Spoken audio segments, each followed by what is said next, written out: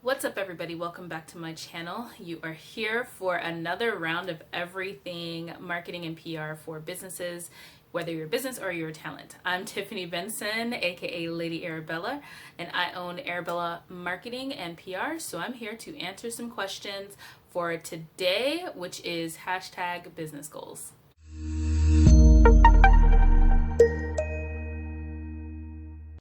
All right, guys, we have been getting a lot of new clients in that are coming in as entrepreneurs, which I think is amazing because I think there should just literally be more entrepreneurs in the world.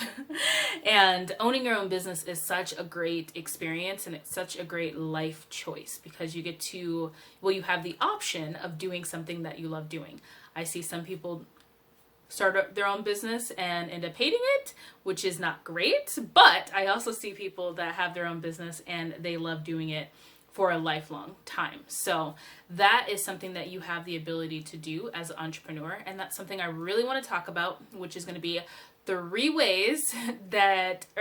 tips that you should do before you start writing your business plan and start building your business.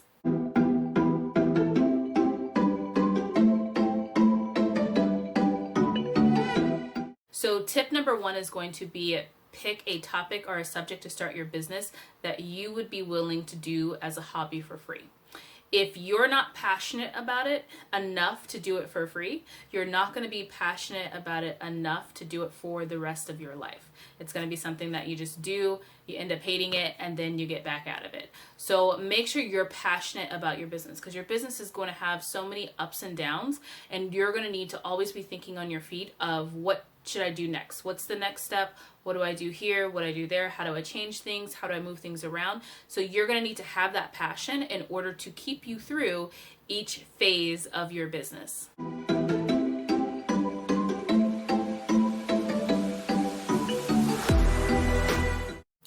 Tip number two is going to be to find a business topic or subject that is going to have a need for it. If there is not a need for your product or service, then nobody is going to purchase it. So make sure that there's a need for it. Some of the things that you can do to decide if there is a need for what it is that you're selling is just to simply Google it, or better yet, go onto Instagram, YouTube, or Facebook or TikTok, look at hashtags, look at search results. If there's a lot of searches, if there's a lot of videos, if there's a lot of people posting about these different things, then that is going to be a good product or service that you can sell. Also with that, demand changes from time to time. One day something might be in high demand and the next day it may not be.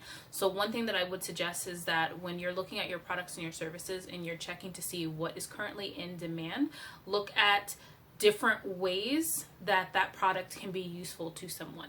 So whether it is like you want to be a designer and you want to make clothes, okay, so can you also be a stylist with being a designer? Can you also maybe style and provide clothing and be a wardrobe specialist for films or commercials or different things like that?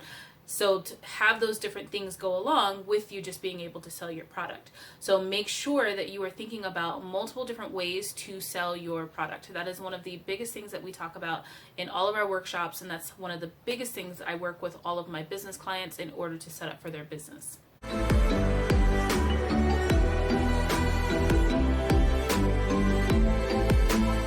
So tip number three, and my final tip, is going to be know your target audience.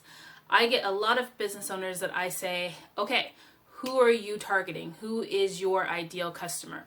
And they say everyone. That's not it. Everyone, yes, might be able to purchase your product or service, but not everyone do you want to build a brand and market around, because that would take a lot of work. The main part about building a business that you can market to people for your products and service is going to be able to build a brand that people can relate to, that they can find some type of something about it that relates to them. So if you are trying to market to everyone, that means you're going to have to build a brand, and you're going to have to market, and you're going to have to find what each individual, everybody that you're trying to market to can find relatable about your brand. So if you are picking a targeted audience, like a really narrow targeted audience, then you can slowly build your brand with them, let people find value in your market or in your products and services that you are targeting and in your target audience. And then as your audience gets used to your products and your services and become customers, then you can slowly expand your brand to more and more different groups. But don't start off like this. Start off like this. So I hope that helps. I hope that you guys are able to build a business that you are passionate about and that you love doing, so that then you can continue to do it without getting bored or without losing interest. As always, we have a shootout coming up next month. So if you want to join us, just click the link down in the description and you can get one of our spots. Spaces are limited, so if you're wanting to get content for your business, for your products or your services, or for yourself or for your team, make sure you sign up before they're all gone. But until next time, fly high, my Bella Butterflies.